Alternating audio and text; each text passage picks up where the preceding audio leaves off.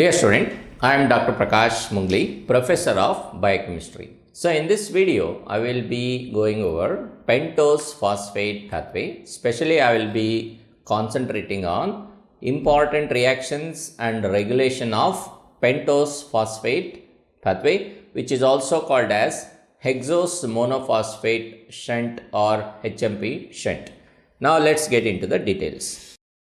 Now, the glucose 6-phosphate that is coming from a very first reaction in glycolysis. As you know, glucose in glycolysis is converted into glucose 6-phosphate. And this glucose 6-phosphate, it is, as it goes down into pyruvate by many reactions, glucose is converted to pyruvate in glycolysis. But some of this glucose 6-phosphate is diverted into a pentose phosphate pathway. That's what we are going to see in this lecture, how exactly the glycolytic intermediate glucose 6-phosphate is diverted into pentose phosphate pathway. Now, pentose phosphate pathway, reactions in pentose phosphate pathway are broadly divided into a reversible phase of pentose phosphate pathway, which are non-oxidative phase, and irreversible phase of pentose phosphate pathway, which is also referred as oxidative phase of pentose phosphate pathway.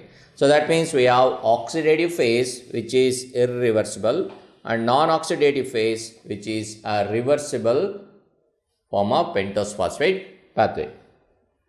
Now, here are the broad reactions that are showing you oxidative phase and non-oxidative phase of pentose phosphate pathway. Now, the oxidative phase is where glucose 6-phosphate, as you are seeing here, is diverted into ribulose 5-phosphate formation. Now, as you see, all the arrows that you see here, they are in unidirectionally it is shown. That means they run from left to right. You look at the arrows here, they are all left to right direction and they are not reversible. So, it's an oxidative phase because glucose 6-phosphate is oxidized into ribulose 5-phosphate while NADP is reduced into NADPH plus to H plus molecule. So, it's an oxidation reduction reaction which is initiated by enzyme glucose 6-phosphate dehydrogenase enzyme.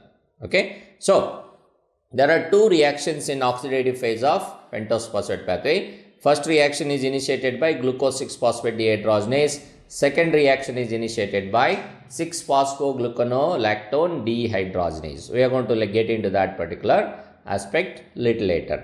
And also you need to pay attention to decarboxylation in oxidative phase of pentose phosphate pathway.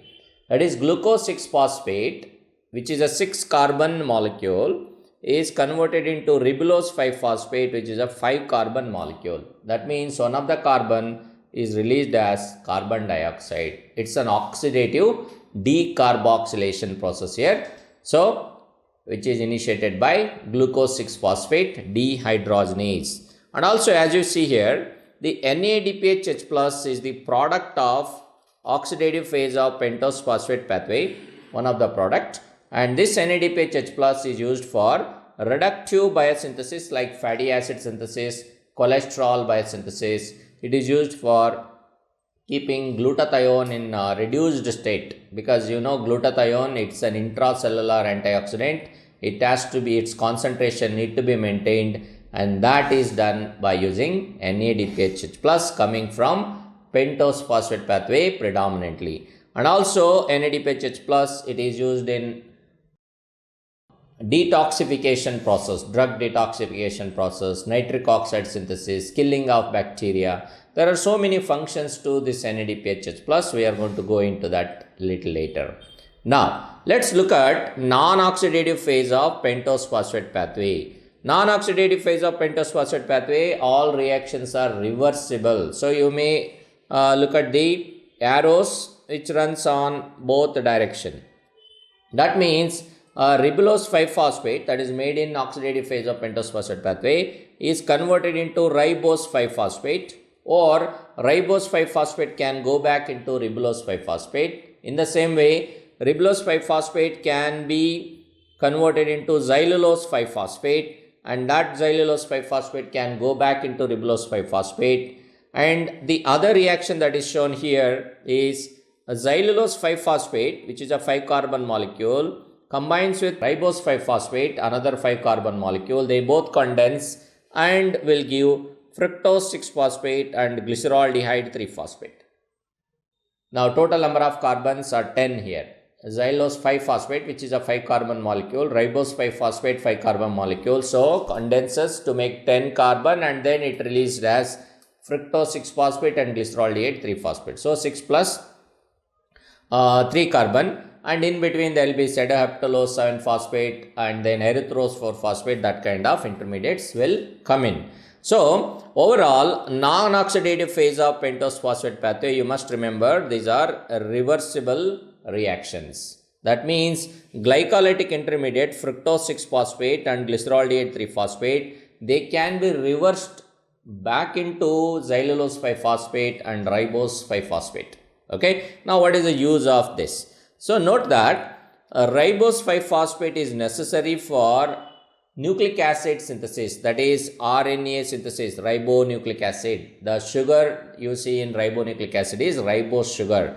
And then DNA, deoxyribonucleic acid. Sugar that you see in DNA is a deoxyribose. So RNA and DNA formation needs a pentose sugar, that is ribose 5-phosphate, and that will come from a non-oxidative phase of pentose phosphate pathway. That means every cell that will synthesize DNA and RNA, it must run at least a non-oxidative phase of pentose phosphate pathway. So now the thing here is, oxidative phase of pentose phosphate pathway, it is irreversible.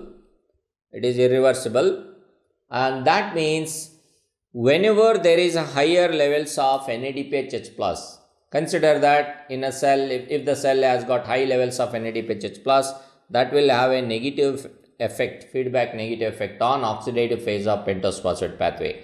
So that means ribulose 5-phosphate formation will decrease. So if the ribulose 5-phosphate formation decreases, that may lead to decrease in ribose 5-phosphate, and that may decrease nucleotide biosynthesis. In order for this not to happen in a cell, whenever there is a higher NADPH is there, but cell wants nucleotide, that is DNA and RNA synthesis to go on. So the answer to that is reversal of glycolytic intermediates, that is fructose 6-phosphate and glyceraldehyde 3-phosphate, back into xylulose 5-phosphate and ribose 5-phosphate, and that ribose 5-phosphate is going into nucleotide biosynthesis even if there is higher levels of NADPH in the cell. So this is the use of having non-oxidative phase of pentose phosphate pathway being reversible. So remember that point. It's very important. So why oxidative phase is irreversible and non-oxidative phase is reversible in these reactions. So that's what I have tried to write here. So oxidative phase, we have glucose 6-phosphate which undergoes oxidation and decarboxylation to yield ribulose 5-phosphate, carbon dioxide and NADPH+ molecule. And the NADPH+ released in this phase is used for reductive biosynthesis pathways. Note that this is all going on in the cytoplasm. Pentose phosphate pathway is a cytoplasmic pathway, and oxidative phase will give NADPH+. If you look at the ratio of NADP over NADPH plus H+, it will be 1:100. That means at any given point in time, cytoplasm will have 100 times more NADPH+ than NADP. That means there will be higher concentration of NADPH+. That means oxidative phase is most of the time is feedback inhibited by higher levels of NADPH+. Only when NADPH+ is consumed whenever a reductive biosynthesis is going on, so at that time, so there will be increase in the oxidative phase of pentose phosphate pathway to provide more and more NADPH plus H+. Remember that point. Now the non-oxidative phase reactions, as I told you already, they are reversible. Now some of the intermediates in the non-oxidative phase of pentose phosphate pathway that you must be aware of, it is ribose 5-phosphate, xylulose 5-phosphate, ribulose 5-phosphate, which all undergo reversible reaction to make glycolytic intermediates, that is fructose 6-phosphate and glyceraldehyde 3-phosphate.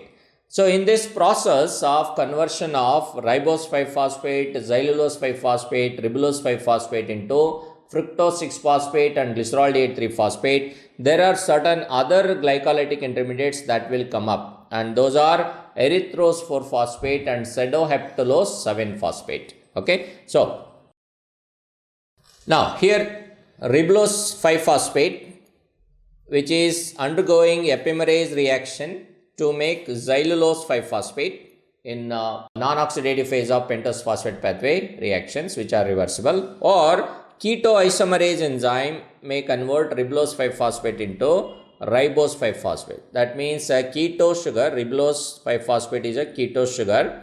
So keto sugar is converted to aldo sugar. Aldo sugar is ribose. Ribose is an aldose, whereas ribulose is a ketose.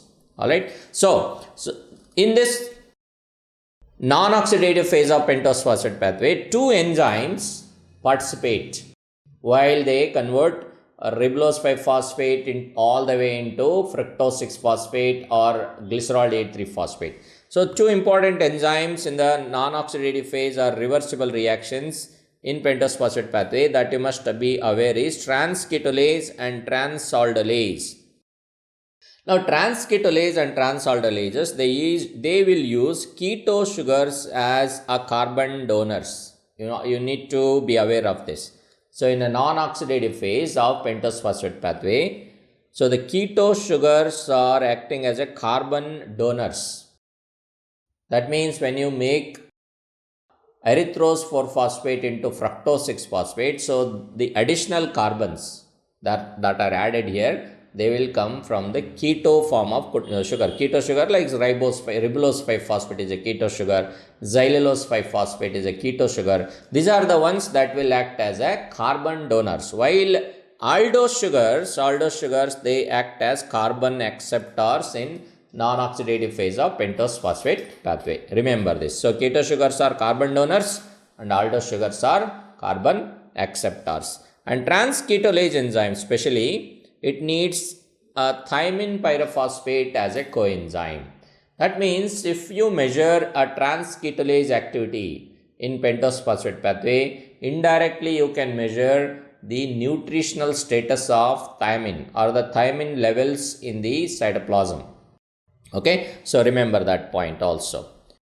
Now some of the intermediates in the non-oxidative phase of pentose phosphate pathway is, like as I said earlier, is erythrose 4-phosphate, and then we have xylulose 5-phosphate and pseudoheptulose 7-phosphate. These are the intermediates through which ribose 5-phosphate and xylulose 5-phosphate will go into fructose 6-phosphate and glyceraldehyde 3-phosphate. So that is briefly written in this particular table. Let me go over that. So glucose to glucose 6-phosphate, and then glucose 6-phosphate is converted into 6-phosphogluconolactone, which is further converted into 6-phosphogluconate. That will be done by glucose 6-phosphate dehydrogenase enzyme. And this glucose 6-phosphate dehydrogenase is the most regulated enzyme in pentose phosphate pathway, and it is catalyzing irreversible step in glycolysis. So NADP getting into the reaction converted into NADPH plus H plus. Now, glucose 6-phosphate, which is converted into 6-phosphogluconolactone, done by glucose 6-phosphate dehydrogenase, and that is further undergoing one more oxidation and decarboxylation step here. Now, decarboxylation is coming in here. So, 6-carbon molecule, 6-phosphogluconate, is converted into 5-carbon ribulose 5-phosphate. And during this process, NADPH plus is made. One carbon dioxide released and one NADPH plus is made. So these two are oxidative phase of pentose phosphate pathway reaction. That means there are two enzymes which are catalyzing this particular process. So very first enzyme is glucose 6-phosphate dehydrogenase, one NADPH plus is made, and the second enzyme is 6-phosphogluconate dehydrogenase, where another NADPH plus is made, and also there is a carbon dioxide released, and overall we get a 5-carbon ribulose 5-phosphate. Now this 5-carbon ribulose 5-phosphate gets into non-oxidative phase of pentose phosphate pathway reaction. So ribulose 5-phosphate is converted into ribose 5-phosphate by ketoisomerase enzyme. Now the ribose 5-phosphate, it can be converted into erythrose 4-phosphate, xylulose 5-phosphate, pseudoheptulose 7-phosphate. All that is done by trans-aldolase and trans-ketolase reaction. And especially trans-ketolase enzyme, it needs thymine pyrophosphate. And also, as I said in my previous slide, always remember keto sugars are the carbon donors in non-oxidative phase, and aldo sugars are the carbon acceptors. So that means erythrose is a aldo sugar, xylulose is a keto sugar, pseudoheptulose is a keto sugar. So xylulose 5-phosphate, ribulose 5-phosphate, pseudoheptulose 7-phosphate, they all act as carbon donor because they are keto sugars. Whereas erythrose 4-phosphate, ribose 5-phosphate, they act as carbon acceptor because they are aldo sugars. So that point you got to remember. And then you need to remember trans-ketolase importance, thymine pyrophosphate. Overall, with the non-oxidative phase of pentose phosphate pathway reaction, so this ribose 5-phosphate, it will be ultimately converted into fructose 6-phosphate or glyceraldehyde 3-phosphate by multiple reaction. Okay, so once you get fructose 6-phosphate or glyceraldehyde 3-phosphate, they will go into pyruvate formation in glycolysis. Alright, so now let me take you into what is the direction of pentose phosphate pathway depending on the cellular needs. So whenever there is a need for only NADPH plus molecule in the cell, so what will happen? So you know that in an oxidative phase of pentose phosphate pathway, NADPH plus is one of the product. That means NADPH, in order to get NADPH, oxidative phase of pentose phosphate has to go on. So that's why when the cellular need is only NADPH plus, so oxidative reaction produces NADPH plus, and while non-oxidative phase, ribose 5-phosphate is converted into fructose 6-phosphate, and fructose 6-phosphate will be converted into glucose 6-phosphate, and that glucose 6-phosphate will come back into pentose phosphate pathway to make more and more NADPH plus. So let me show you that with this one. So imagine that this NADPH plus is going into, basically it is used for reductive biosynthesis. So there is more need for NADPH plus. So oxidative phase, this oxidative phase will go on, ultimately making NADPH and ribulose 5-phosphate. Ribulose 5-phosphate is converted into ribose 5-phosphate, and ribose 5-phosphate makes these all intermediates, and then ultimately making fructose 6-phosphate. And that fructose 6-phosphate can go back into glucose 6-phosphate, and this glucose 6-phosphate again can enter back into oxidative phase of pentose phosphate pathway, and thereby it is making more and more NADPH plus H plus molecule. So that is how in the oxidative phase we get more and more NADPH, and that is what is the need of the cell as I have shown here. So if the cell needs only NADPH plus, oxidative phase of pentose phosphate pathway will go on, and in non-oxidative phase, whatever that ribose 5-phosphate is converted into fructose 6-phosphate, that will get back into glucose 6-phosphate, and that will go back into oxidative phase again. So now let's see the second scenario. If the cell wants both NADPH and ribose 5-phosphate, so what will happen? So if the cell needs both NADPH and ribose 5-phosphate, that means obviously oxidative phase has to run and also non-oxidative phase has to run. So in oxidative phase it is producing more and more NADPH. In a non-oxidative phase, ribulose 5-phosphate is converted to ribose 5-phosphate, and that ribose 5-phosphate is used for nucleotide biosynthesis. So that's how it can be used. Now let's look at the third scenario here. What if the cell wants only ribose 5-phosphate and it doesn't want any NADPH plus? So the cell wants only ribose 5-phosphate for nucleotide biosynthesis. So what happens? At that time, there is no need to get into oxidative phase of pentose phosphate pathway. Only non-oxidative phase reactions are necessary here, because high levels of NADPH plus anyway it will inhibit oxidative phase. So when ribose 5-phosphate is only necessary, so fructose 6-phosphate in glycolysis, this fructose 6-phosphate is combining with glyceroldiate 3-phosphate and it will get into non-oxidative phase reaction, ultimately making ribose 5-phosphate, and that can go into nucleotide biosynthesis. So that option is there here. So whenever cells have high levels of NADPH plus but needs ribose 5-phosphate, at that time, since non-oxidative phase of pentose phosphate pathway reactions are reversible, so glycolytic intermediates can be reversed into non-oxidative phase and make ribose 5-phosphate. Now let's look at another scenario where cell needs NADPH and also pyruvate. So when the cell needs NADPH and pyruvate means it has to go into TCA cycle to make energy. So at that time, both oxidative phase and non-oxidative phase reactions will go on, because NADPH will come from oxidative phase.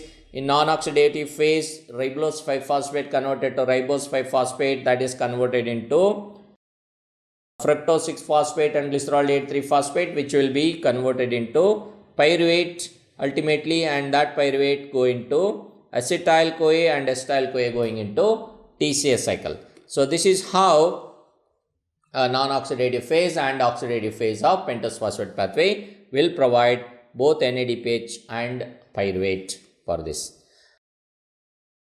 Okay, so now let's get into the regulation of pentose phosphate pathway. Now the regulatory enzymes of pentose phosphate pathway are glucose 6-phosphate dehydrogenase and 6-phosphogluconolactone dehydrogenase enzymes, because both the enzymes are involved in oxidative phase of pentose phosphate pathway, oxidative phase. So oxidative phase enzymes are the regulated enzymes here, and among these two, glucose 6-phosphate dehydrogenase is the most regulated enzyme, and the regulator of glucose 6-phosphate dehydrogenase is NADPH plus itself. Whenever cell has got high levels of NADPH plus, it will have a feedback inhibitory effect on glucose 6-phosphate dehydrogenase. And also note that these two enzymes, that is glucose 6-phosphate dehydrogenase and also 6-phosphogluconolactone dehydrogenase, they both are induced by insulin. Whenever person is in fed condition, so insulin can induce these two enzymes, and thereby more and more oxidative phase of pentose phosphate pathway can go on, and thereby increases NADPH plus, and that is used for reductive biosynthesis, because insulin, it promotes reductive biosynthesis process.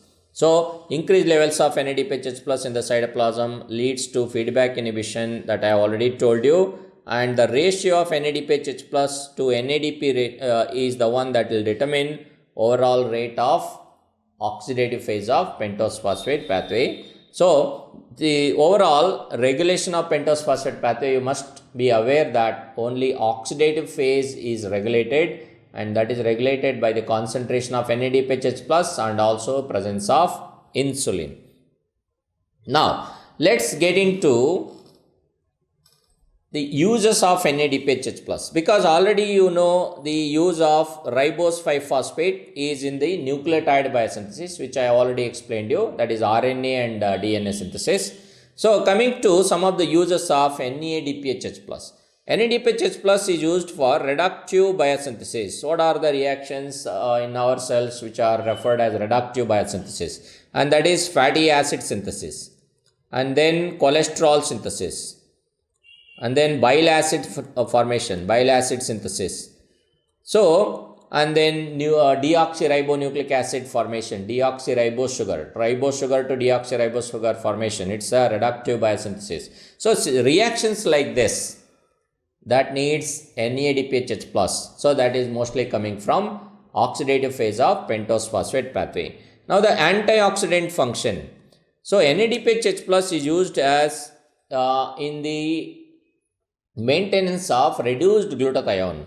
See the glutathione, which is a GSH here. So it's written as 2 GSH molecule, and these two glutathione molecules, GSH, they have got H here. These H can be donated. That means whenever cell has got high levels of hydrogen peroxide, hydrogen peroxide, if it is not neutralized, it can make hydroxyl radical, and that's a free radical. So in order to prevent this, hydrogen peroxide is converted to water molecule, 2 water molecule, and 2 GSH will be oxidized into GSSG, because GSH and GSH, if you remove H and H, so what is remaining is GSSG. Okay, that's an oxidized form of glutathione, and this oxidized form of glutathione has to be reduced back into GSH. So in that process, NADPH H plus is consumed, this NADPH plus H plus is consumed, and NADP will be released, and that is done by glutathione reductase enzyme. So we have two enzymes, glutathione peroxidase, which is converting hydrogen peroxide into water molecule, while GSH is used, and oxidized to GSSG, and oxidized GSSG is reduced back into GSH by using NADPH plus H plus molecule, and during this process it is oxidized to NADP plus. Now let's look into the other function of pentose phosphate pathway is oxygen dependent killing of bacteria, that is phagocytosis by NADPH oxidase enzyme. Note that when the bacterium, which is shown here in the figure, it is taken inside the lysosome by the phagocyte, so by binding to IgG receptor. So once it is inside, it will go and fuse with the lysosome, becoming phagolysosome. And within this phagolysosome, bacteria can be killed by oxygen independent mechanism and oxygen dependent mechanism. Oxygen independent mechanism is where lysosomal hydrolases directly act on the bacterium and killing it. Oxygen dependent mechanism is where NADPH dependent oxidase enzyme, as it is shown here in the figure, NADPH dependent oxidase, it is going to convert a molecular oxygen into superoxide. Okay, and this and that's done by NADPH oxidase. So it needs NADPH H plus, and that comes from pentose phosphate pathway. Now the superoxide directly acting on the bacterium, because it's a free radical, and it breaks a bacterium. And also note that superoxide can be converted into hydrogen peroxide by superoxide dismutase enzyme, and furthermore hydrogen peroxide interacting with the ferrous iron, as it is shown here, and making hydroxyl radical. And this hydroxyl radical also can kill a bacterium because it's a free radical. And hydrogen peroxide interacting with the chloride, becoming hypochlorous acid, and that's a powerful free radical, and it also can kill bacterium. So overall, when molecular oxygen is converted into superoxide by using NADPH oxidase enzyme, so bacterium can be killed by various mechanisms, and that is all mediated by NADPH oxidase, which needs NADPH that comes predominantly from pentose phosphate pathway. That's another use of pentose phosphate pathway, which is giving NADPH. Now the next use of NADPH that I am explaining here is the detoxification of drugs and chemicals, which also needs NADPH H plus. So how that happens? So look at this RH here. RH is a drug or a chemical which is hydrophobic. So that needs to be eliminated out of our body. How it is done? So a hydrophobic drug or a chemical, it will be eliminated out of our body by making it into a water soluble molecule. So RH has to be converted into ROH. RH into ROH, water soluble. So this, how to make this RH, which is hydrophobic, into ROH? So that can be done by cytochrome P450 enzyme, and this cytochrome P450 enzyme, it's a heme containing protein. So it has got a ferrous iron. So this ferrous iron, when RH is converted into ROH, ferrous iron is converted into ferric iron. Now this ferric iron has to be converted back into ferrous form, and during that process there will be use of FADH2 or FMNH2, which are in reduced form, so they will be converted back into their oxidized form, okay, FAD or FMN. And now this FAD and FMN need to be converted back into reduced form so that we maintain FADH2 and FMNH2, and for that NADPH H plus is the one that will provide that H and H plus, and while NADPH is oxidized to NADP, FAD is converted to FADH2 or FMN converted to FMNH2, which are used in converting ferric iron back into ferrous form, and thereby that ferrous form it is helping in further conversion of RH into ROH. So overall, in the addition of hydroxyl group to a hydrophobic molecule done by cytochrome P450 enzyme, so there is a need of NADPH plus, and that is predominantly coming from pentose phosphate pathway. Now the final use of NADPH plus is in the nitric oxide synthesis. So there is an enzyme called nitric oxide synthase. So what it does, it is going to use NADPH plus as the reductant, where NADPH plus is oxidized to NADP plus, while arginine is converted to L-citrulline, and the byproduct of that reaction is nitric oxide. And nitric oxide is a vasodilator, it's a neurotransmitter, chemical messenger. So all these functions, which are the nitric oxide functions, they are all coming from arginine, while it is converted into citrulline, mediated by nitric oxide synthase, and NADPH plus is necessary for this reaction, and that will come from pentose phosphate pathway. So like this, so we have two phases in pentose phosphate pathway, oxidative phase and non-oxidative phase. Oxidative phase is irreversible phase, non-oxidative phase is reversible phase. In oxidative phase, you get NADPH plus, which are used in variety of functions that we have just now I have explained to you. And non-oxidative phase, we have that ribose 5-phosphate, which is used for nucleotide biosynthesis, nucleic acid synthesis, ribonucleic acid and deoxyribonucleic acid. So non-oxidative phase being reversible, so whenever the oxidative phase is not going on because of high levels of NADPH plus, and if the cell wants ribose 5-phosphate, it can still be synthesized by reversing glycolytic intermediates fructose 6-phosphate and glycerolidate 3-phosphate back into non-oxidative phase and making ribose 5-phosphate. So, and we have seen all the functions of NADPH plus, and also we have touched upon regulation of pentose phosphate pathway, especially it goes on over oxidative phase of pentose phosphate pathway, and that is controlled by NADPH plus levels and also the insulin. Insulin is going to induce two enzymes in oxidative phase of pentose phosphate pathway.